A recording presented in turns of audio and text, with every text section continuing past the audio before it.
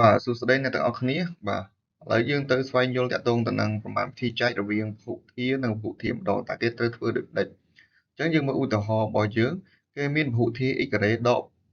7x បូក10នេះចែកទៅនឹង x ដក2អញ្ចឹងតើគេចែករបៀបណាគឺយើងទៅសេក្រោមទម្រង់បែបនេះតិចទៀតខ្ញុំនឹងបញ្យល់អ្នកគ្នាពីជំហានទៅមួយពីជំហានមួយនៅពេលដែលឃើញបែបនេះហើយយើងមើលតំណាងចែករបស់យើងឃើញថាមានតួណាដែលមានដឺក្រេខ្ពស់ជាងគេគឺមាន x ការ៉េអញ្ចឹងយើងត្រូវគិតថាតម្លៃកន្លែងនេះតម្លៃប៉ុណ្ណាដើម្បីគុណនឹង x នេះទៅឲ្យស្មើនឹង x ការ៉េគឺប្រកាសជា x ឯមិនណា x គុណនឹង x ការ៉េប៉ុន្តែខ្ញុំចង់បញ្ជាក់មានពីររបៀបអ្នកនរគ្នាអាចស្មានតម្លៃទី1មានថារបៀបទី1អាចស្មានតម្លៃរបៀបទី2អ្នកនរគ្នាអាចយក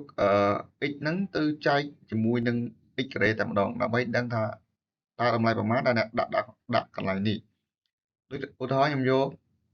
2x នេះចែកនឹង x ទៅនៅសល់ x អញ្ចឹងខ្ញុំដាក់ x អូខេបន្ទាប់មកខ្ញុំគុណ x ហ្នឹងទៅនឹងតួចែកនេះអញ្ចឹង x គុណនឹង x បាន x ការ៉េ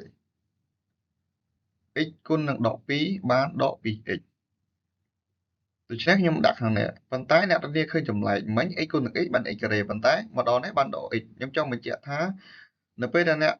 ទាំងអស់គ្នាបោះពីអស់ខាងនេះមកខាងនេះអ្នកទាំងអស់គ្នាត្រូវថែមសញ្ញាដកដើម្បីស្រួលក្នុងការធ្វើប្រមាណវិធីហ្នឹងឧទាហរណ៍កន្លែងនេះ x គុណនឹង x បាន x ការ៉េ x ការ៉េបោះមកខាងនេះបានដក x ការ៉េកន្លែងនេះដូចគ្នាដែរ x គុណនឹងដក2បានដក 2x បោះមកខាងនេះបានបូក 2x អញ្ចឹងអ្នកគ្នាធ្វើការស៊ីសងរវាងលេខនៃជួរឈរនេះ x ការ៉េដក x ការ៉េស្មើ0ដក 7x បូក 2x ស្មើប៉ុន្មានគឺស្មើដក 5x នេះគឺជាចម្លើយដែលខ្ញុំបានដាក់មានថានៅសល់ 5x ហើយ10នេះគឺយើងទម្លាក់មកបន្ទាប់មកយើងគិតម្ដងទៀតគិតថាតើតម្លៃកន្លែងនេះគុណនឹងតម្លៃនេះគុណនឹងតួចែកនេះធ្វើយ៉ាងម៉េចឲ្យស្មើនឹង 5x ដក 5x អញ្ចឹងខ្ញុំយក x ហ្នឹងមកចែកជាមួយនឹងដក 5x ទៅឃើញថាបានដក 5អញ្ចឹងខ្ញុំដាក់កន្លែងនេះដក 5បាទនៅពេលខ្ញុំដាក់ដក 5ហើយខ្ញុំគុណនឹងតួចែកនេះដក 5គុណនឹង x បានដក 5x ប៉ុន្តែនៅពេលដែលយើងបោះមកខាងនេះស្មើប៉ុន្មានបាទដក 5គុណនឹង x បានដក 5x បោះមកខាងនេះតបបូក 5x ដក 5គុណនឹងដក 2បានបូក 10ដល់ពេលបោះមកខាងនេះបានដក 10អញ្ចឹងយើងស៊ីសងគ្នាមកឃើញចម្លើយរបស់វាគឺ0បាទអញ្ចឹងរបៀបចែករបស់យើងមានប៉ុណ្ណឹងនេះគឺជាចម្លើយរបស់វាគឺដក 5x តើឥឡូវយើងមកមើលឧទាហរណ៍ទី2គណនាផលចែករវាងពហុធាតុ x ការ៉េដក 2x បូក4ចែកនឹង x ដក1អញ្ចឹងប៉ុន្តែរបៀបសរសេរគឺខុសគ្នាពីឧទាហរណ៍ទី1ដែលខ្ញុំចង់ថាបង្ហាញពីរបៀបក្នុងការដោះស្រាយប៉ុន្តែលំនាំប្រហាក់ប្រហែលគ្នាទេបាទខ្ញុំចង់បញ្ជាក់ទេអានេះគឺជាតួចែកហើយនេះគឺជាតំណាងចែកហើយខាងលើនេះគឺជាផលចែកអញ្ចឹងទាំងអស់នេះគេបានធ្វើគណនារួចហើយគ្រាន់តែខ្ញុំបញ្យល់តើបែបគេបានបែបហ្នឹងដោយរបៀបណាអញ្ចឹងយើងមើលតួនេះគឺមាន degree ខ្ពស់ជាងគេអញ្ចឹងយើងគិតថាតើដាក់តម្លៃនេះកន្លែងណាដែលគុណទៅបាន2x ការ៉េមែនទេសំទោស x ការ៉េអញ្ចឹងគឺចម្លើយរបស់គេគឺដាក់ x អញ្ចឹងគេគុណមក x គុណនឹង x បាន x ការ៉េ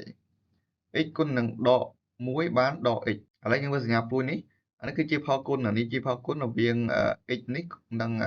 និងតួចែកហ្នឹងរួចហើយគេធ្វើផលដករួចទម្លាក់4ចុះមានន័យថាយើងធ្វើផលដករវាងជួរឈរទាំងពីរនេះ x ការ៉េដកនឹង x ការ៉េគឺ0ដក x ដក 2x កន្លែងនេះយើងមានសញ្ញាដកមួយអញ្ចឹងយើងត្រូវគុណសញ្ញាដកបញ្ចូលមកដកគុណនឹងដកបានបូក x អញ្ចឹងដក 2x បូក x នៅសល់ដក x ហើយ4យើងទម្លាក់ចុះបន្ទាប់មកយើងគិតដូចលំនាំម្ដាយយើងទៅធ្វើយ៉ាងណាដើម្បីឲ្យតម្លៃលេខនេះគុណនៅខាងនេះឲ្យស្មើនឹងតម្លៃលេខប៉ុណ្ណឹងអញ្ចឹងកន្លែងនេះគេដាក់ដក1គុណនឹង x បានដក x ដក1គុណនឹងដក1បានបូក1អញ្ចឹង ប៉ុន្តែយើងត្រូវធ្វើផលដកទៀតនៅពេលយើងធ្វើផលដកកន្លែងនេះគឺគុណសញ្ញាដកគុណនឹងដកបានបូកអញ្ចឹងកន្លែងនេះសល់តែ x ទេអញ្ចឹងដក x បូក x ស្មើ0ហើយ4នេះកន្លែងនេះយើងពេលយើងគុណដកទៅបានដក1បូក4ដក1នៅសល់3នេះគឺជាសំណល់នៃផលចែកហ្នឹងដោយដឹងថាផលចែកពហុធានិងពហុធាមានថាពហុធាទាំងពីរហ្នឹងចែកទៅមានសំណល់អញ្ចឹងគេអាចសរសេរបាននេះគេអាចសរសេរបានជាចម្លើយមួយដែលមានដាក់តំណាងចែកខាងលើហើយតួចែកខាងក្រោមហើយស្មើនឹងផលចែកនេះផលចែកហ្នឹង x ដក1ឡើយនេះបូកនឹងអីបូកនឹងសំណល់នេះសំណល់របស់យើង3បន្ទាប់មកចែកនឹងតួចែករបស់យើងមួយណាតួចែករបស់យើងគឺនេះដក1 x ដក1នេះអញ្ចឹងសរុបមកវិញគឺចម្លើយរបស់ផលចែកនេះគឺបាននេះដក1 x ដក1បូកសំណល់លើតួចែកនេះសម្គាល់បើសំណល់នៃវិធីចែកស្មើនឹង0គេថាពហុធា1ចែកដាច់នឹងពហុធាទី2នៅពេលដែលចែកដាច់យើងប្រកាសជាមានសំណល់ស្មើ0អញ្ចឹងបើសំណល់នៃវិធីចែកមិនស្មើនឹង0គេថាពហុធាទី1ចែកមិនដាច់នឹងពហុធាទី2ដូចឧទាហរណ៍មួយនេះអញ្ចឹងគឺសំណល់របស់វាគឺស្មើ3អញ្ចឹងមានន័យថាវាចែកមិនដាច់ទេក្នុងករណីនោះគេអាចសរសេរថាផលចែកជាផលបូកនៃពហុធានិងកន្សោមប្រភេទ1គឺសរសេរក្រោមទំនុកបែបនេះគេចង់បញ្ជាក់អញ្ចឹងណាហើយហ្នឹងបាទឥឡូវយើងចូលមកមើលលំហាត់គំរូរបស់យើងគេមានគណនាផលចែក 6x ការ៉េដក 10x ដក 14ចែកនឹង 2x និងដក5អញ្ចឹងគឺធ្វើលំនាំខ្ញុំយកឧទាហរណ៍នេះគឺលំនាំឧទាហរណ៍ទី2អញ្ចឹងគេសរសេរបានប៉ុណ្ណឹងនេះគឺជាចម្លើយហើយខ្ញុំបញ្យល់ថាបាននឹងមកពីណា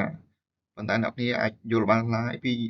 ឧទាហរណ៍ដំបូងអញ្ចឹងកន្លែងនេះគេមាន 6x ការ៉េអញ្ចឹងគេត្រូវធ្វើដាក់តម្លៃណាដើម្បីឲ្យដាក់តម្លៃណាដែលគុណទៅគុណនឹង 2x នេះទៅបាន 6x ការ៉េគឺដាក់ 3x គុណនឹង 2x បានបូក 6x ការ៉េ 3x គុណនឹងដក5បានដក 15x បន្ទាប់មកយើងធ្វើការដកផលដករវាងជួរឈរទាំង4នេះជួរឈរនេះជួរឈរនេះជួរឈរនេះនិងជួរឈរនេះប៉ុន្តែយើងដឹងថាយើងត្រូវធ្វើផលដកអញ្ចឹងយើងត្រូវគុណដកបញ្ចូលទៅតួនេះជួរដេកមួយនេះដកគុណនឹងបូកអញ្ចឹងបានដកអញ្ចឹងកន្លែងនេះគឺបាន6ដក 6x ការ៉េ 6x ការ៉េដក 6x ការ៉េគឺស្មើ0ហើយកន្លែងនេះដល់ពេលយើងគុណសញ្ញាដកបញ្ចូលទៅដកក្នុងដកបានបូកអញ្ចឹងដក 11x បូក 15x គឺបាននៅសល់អីគេយកសញ្ញាតាមលេខធំគឺបូក 4x តមកយើងទម្លាក់4មកក្រោមមកហើយយើងគិតទៀតតើកន្លែងនេះតម្លៃនេះគុណនឹងកន្លែងនេះតើធ្វើម៉េចឲ្យបាន 4x អញ្ចឹងគឺកន្លែងនេះគេដាក់2គុណនឹង 2x គឺបាន 4x បូក 4x ហើយ 2x 2គុណនឹងដក5បានដក10ប៉ុន្តែកន្លែងនេះយើងត្រូវធ្វើផលដកអញ្ចឹងយើងគុណដកបញ្ចូលគឺបាន 4x ដក 4x គឺស្មើ0ដក14បូក10គឺស្មើដក4អញ្ចឹងចម្លើយរបស់វាគឺដូចមិញអញ្ចឹងគឺយើងត្រូវសរសេរបែបនេះទម្រង់បែបនេះនេះគឺជាផលចែកគឺស្មើផលចែកគឺផលចែកបូកនឹងសំណល់ចែកនឹងតួចែកប៉ុន្តែសំណល់របស់យើងដក4អញ្ចឹងកន្លែងនេះបានជាដក4បើអ្នកនរគ្នាអត់យល់អាចទៅមើលលំហាត់ឧទាហរណ៍ខាងលើបាននេះគឺជាលំហាត់ប្រតិបត្តិ